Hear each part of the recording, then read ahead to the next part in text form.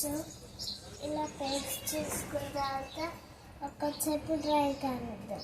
దాని తర్వాత మీరు ఇలా పేస్ట్ చేసుకున్న పేపర్స్ని ఇలా ఫోల్డ్ చేసుకోవాలి.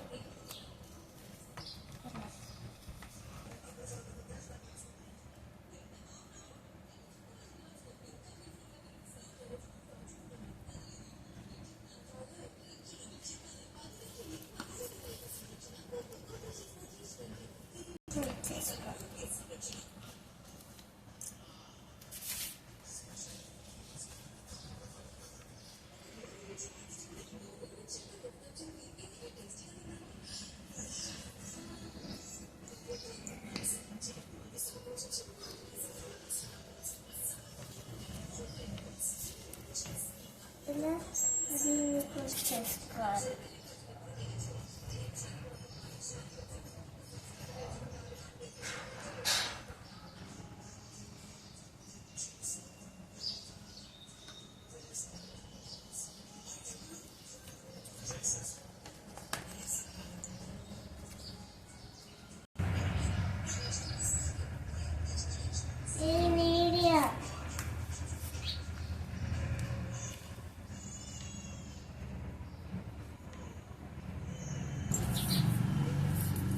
దాని తర్వాత మీకు నచ్చిన డ్రాయింగ్స్ వేసుకోవచ్చు దీని మీద.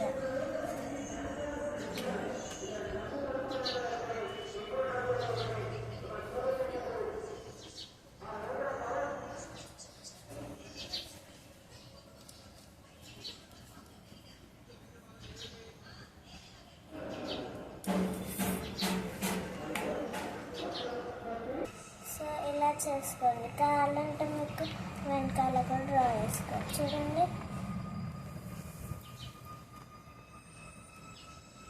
Thank you for watching the video. Please like, share and subscribe.